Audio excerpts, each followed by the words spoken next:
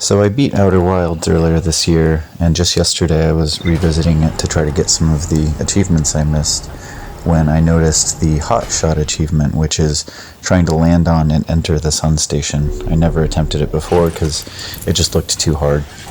And I always pictured this as sort of a kamikaze move, like you align yourself with the sun station, wait for it to come around, and then fling yourself in its direction and hope that you hit it.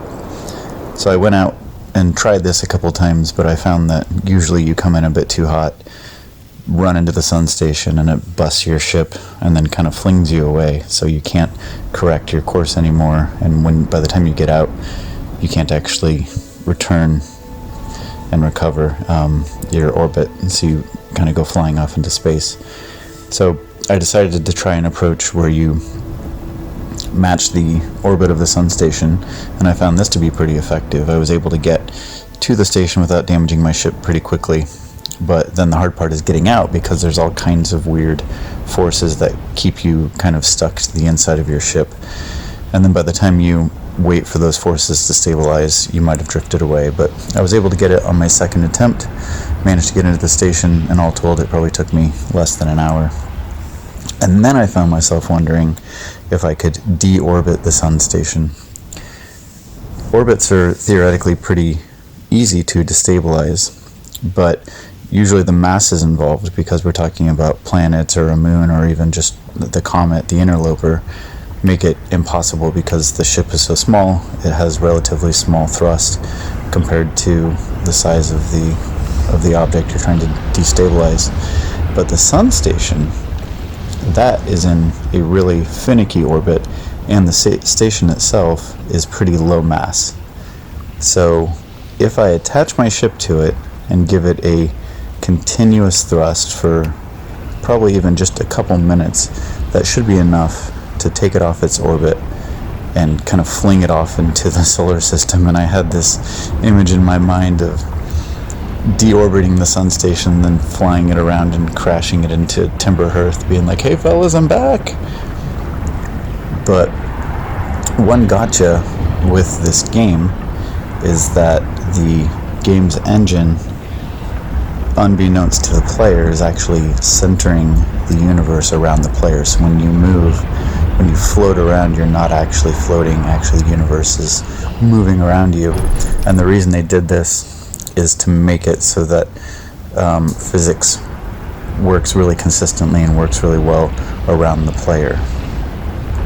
But the consequence of this is that when things get further away from you, they become less precise. Their calculations and their physics become less precise. So if I was on a faraway planet, like I think Brittle Hollow, then the sun station, being relatively far from me, would probably just deorbit itself, because I'm far enough away that the floating point values get off, the physics get off, and then it would fall into the sun or go flying off by itself. So I have this hunch that the developers probably turned off the physics engine on the sun station, and maybe even all the planets, and instead just put it on rails, which is to say that it has a fixed path around the sun and isn't actually using physics. But I decided to try it out anyway, and this is the result.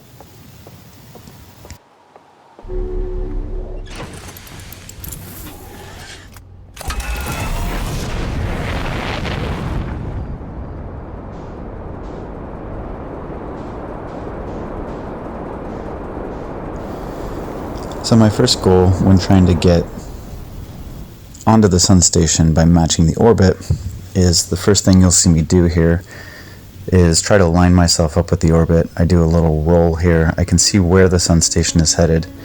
I see which horizon it's headed for, and I point myself at that horizon. I rotate, and I just try to get on that same line. I'm not even close to the sun yet, but I just try to get on the same line as the sun station.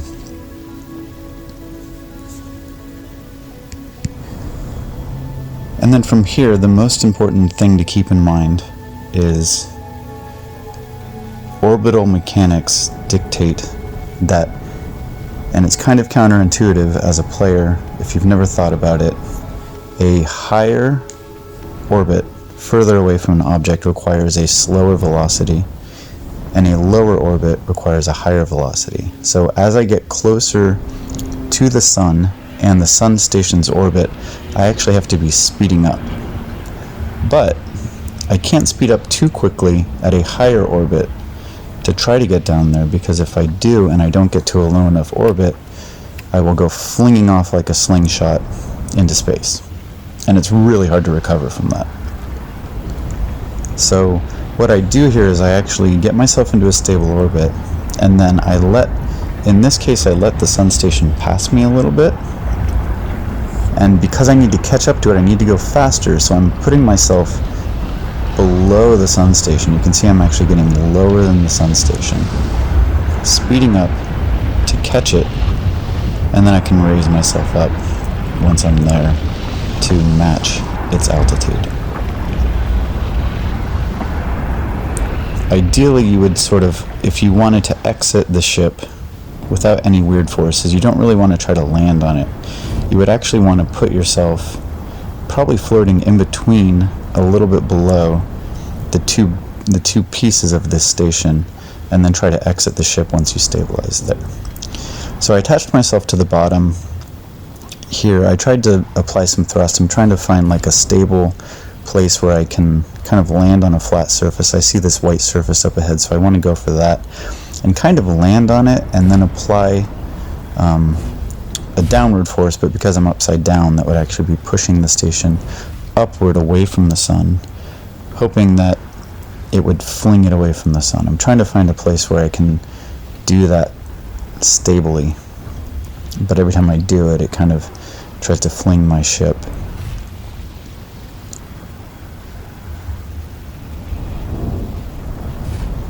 You have to be really careful about movements here. And so I finally found a place. I'm applying, you can see if you look at the bars down at the bottom left, I'm applying a downward thrust. And then once that stabilized, I tested out applying one more thrust, which adds a little bit more of a push on the ship, even though I'm pushing backwards.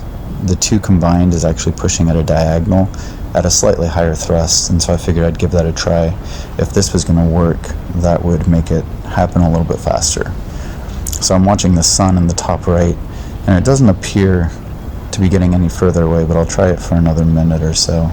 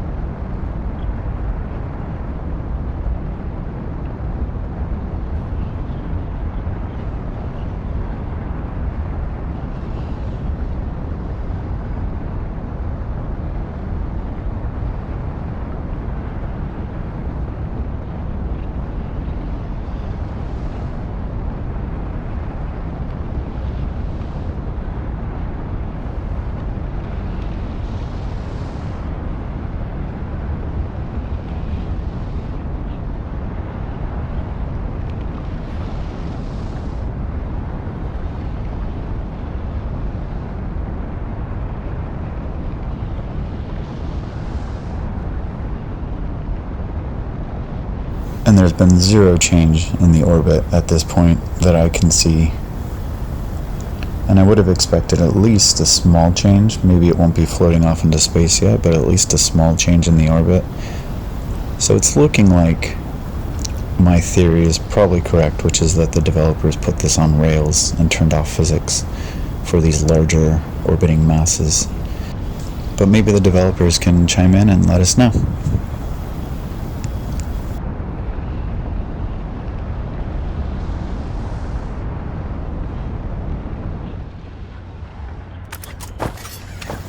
Here I am trying to unbuckle and get out of my ship and attempt one last spacewalk over to the sun station itself, but I ended up getting trapped in the corner of my ship here.